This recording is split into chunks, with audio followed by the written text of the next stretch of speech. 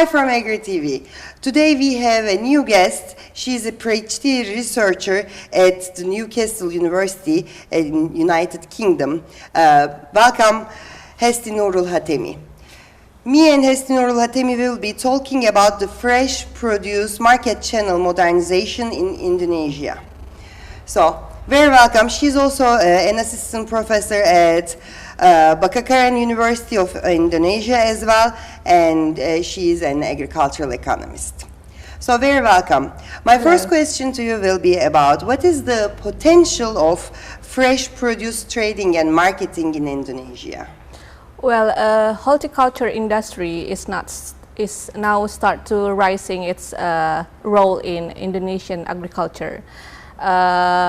It's because the changing of consumer behavior, such as the consumer diets, lifestyle, well-being, it influences how this sector grown to consume more by the consumer.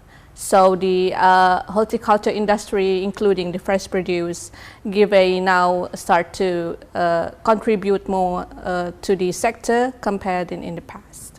Okay, what about the history of the consumption behavior? Which kind of crops Indonesian people used to consume and how their diet changed?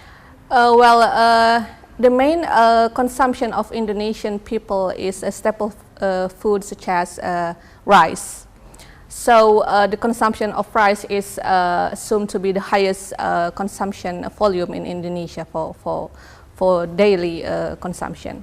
But then the shift of consumer concern on healthy start to improve the needs of other products compared to only rice or other like meat. Now it becomes they rely on vegetables and fruits to fulfill the daily needs for foods. And you are an agrarian country, but are you self-sufficient in the production of fresh fruits and vegetables? Well, if we're talking about the recent situation, yes. So the many areas of Indonesia, agriculture is produce various kinds of fresh produce, either vegetable or fruits. Like for example, banana. We call it banana belts. So along the island of Indonesia, they all produce bananas. And we also produce a variety of tropical fruits, such as mango, mangosteen, salake, and then durian, rambutan. And because it's locally grown, even the name for export market is using the same name, because it's only grown in Indonesia. Mm-hmm. Yeah. Specific roots. And what about the portion of agriculture in your exports? Export for agriculture is considered quite high compared to other sector, but we export mostly the raw materials. Mm-hmm. And we export some, for example, the mango and mangosteen, two of the famous as a fruits. Fresh product, right? Yeah, it's a name of a fruit. It's export to like New Zealand, Australia, and to some part of Saudi Arabia. Mm-hmm. But then there is some disadvantage of infrastructure in Indonesia regarding of how to support the agriculture sector. That's why most of the export product is in raw materials, and then after they produce the product into some processed food, the product will come back to our country as import product. So that's the thing. Against that, does the government take any actions to produce more value-added products in the country, or is there any subsidies to do so? Yeah, the new trend in Indonesia right now is the rising of startup company, mm-hmm. which is many young entrepreneurs are now keen on doing business in agriculture. They try to support the local agriculture to be more resilient, to be more competitive, either for the fresh produce or the processed food. So it is a Now the young generation, say maybe millennials, are starting to contribute into the sector to help the sector to be more competitive. And the government support all kinds of activities that the people trying to do to be more competitive in the market. In the global markets, right? Yeah, yeah, sure. Okay, and I would like to ask you a question regarding to the employment in farming sector. Is like, does the structure of your farming industry or agriculture is household or family-owned farms, or it's like large companies? Well, Indonesia has around 250 million people in many hundreds of islands spread along the nations. Although Indonesia is an agrarian country, but most of the farmers are actually smallholders. Smallholders. Yeah. And that's why in order to improve the competitiveness of the industry, they need to gather in the communities, for example, in the farmer group or farmers unions or cooperative company. So in that case, they can access the modern market, so the local product can be competitive. And do you have those establishments such as those corporations? Yes. And those are efficiently and actively working? Yes. The recent improvement is the new channel is appear in the supply chain. For example, the e-commerce. Although the e-commerce is running mostly by the startup company or the family business, it's not owned by big companies. But these startup companies is starting to bridge between the needs of consumer and how to facilitate the upstream agribusiness such as farmers, local wholesaler, to give a solution for the consumer to fulfill their needs. And what about this unique market challenge modernization? It's like how they come up? It was just entrepreneurial applications, or was there any research done by local governments or? Yeah. Regarding to your questions, the unique thing of Indonesian agriculture these days, like I said earlier, is the new entrance of e-commerce. Although maybe in developed country, e-commerce defined as a big company who's run the business through online, but in Indonesia, the e-commerce is running in a small platform of online, such as using the social medias, and they short the supply chain to give better price for the farmers and also give a fair price for the consumer. So they cut a long chain. And those are small companies? Yes, small companies. So the e-commerce, either they are for e-commerce for B2B or B2C, they start cooperate with the smallholders or the groups like farmer groups or farmer unions, and they sell the product directly, freshly to the consumer.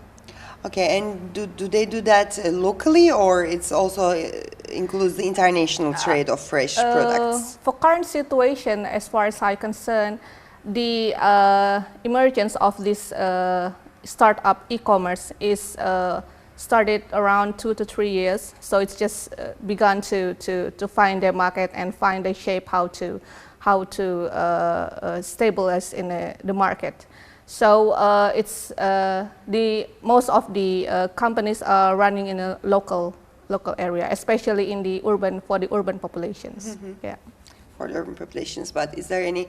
Do you see the future for e-commerce on agricultural products for international trade? If we're talking maybe 5 to 10 years ahead, I think there is a big opportunity for the local e-commerce to be participate in the global market. But the thing is, like you say, the government needs to support the infrastructure, including how to facilitate all the business process, because if they conduct the business internationally, they will compete with big companies who already have a good system and infrastructure. While in Indonesia, we just started everything, so it's a transition stage from conventional to be a modern agribusiness. So the government needs to actively participate in supporting the infrastructure, including preparing how to make a payment system through online, because I think that is one of the main issue of conducting a company to prepare to be play their role in the global market. And also I'm wondering that, what about the older generation's relationship with e-commerce? I mean, with this modernization, there might be some issues in the market.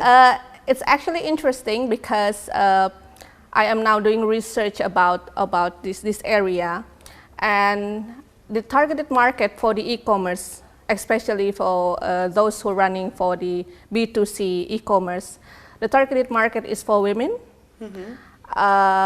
For example, women with children, women with pregnancy, or those who have illness, and working women.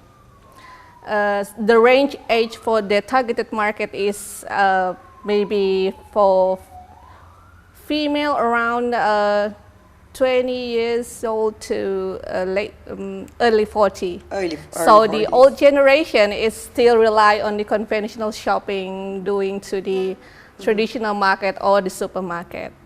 The interesting part is the old generation, although there are supermarkets around the almost all of the cities in Indonesia, but they're more likely to have shopping in the traditional market because they can have conversation with the seller. It's different when you go into the supermarket, you just pick and buy everything. All right, my next question will be the digitalization of the retail channel in agricultural sector in Indonesia. How it took place and what is the background of it? The modern market channels such as supermarket is actually decline in the number of sales. That's why the digital commerce play their role to not defeat, maybe compete with other modern markets such as supermarket. That's why if the supermarket or hypermarket don't try to make an evolution of how they do the business process, I think the e-commerce will replace their role in the market. Does those supermarket chains have their own e-commerce websites? Yes, some of the big supermarket companies has their own, now started to spread their sales point into like omni-channel. So they have the store, but also have the online channel. But for food, they rarely sell the fresh produce of food in general through the e-commerce. So they only sell like other stuff like fashions, but not for food. That's why there is an opportunity for the e-commerce who's focusing on selling foods and stuff to be a new player in the market chain. Yeah, and they can be the small startups. Yeah. Okay. Also, I'm wondering what is the effect of this new e-commerce on the employment? Like it changed the type of employment and it provided opportunity for the younger generation to come up with better jobs. But in overall, does it also affected the farmers or employment in farming sector? Well, I think the new channel is begin to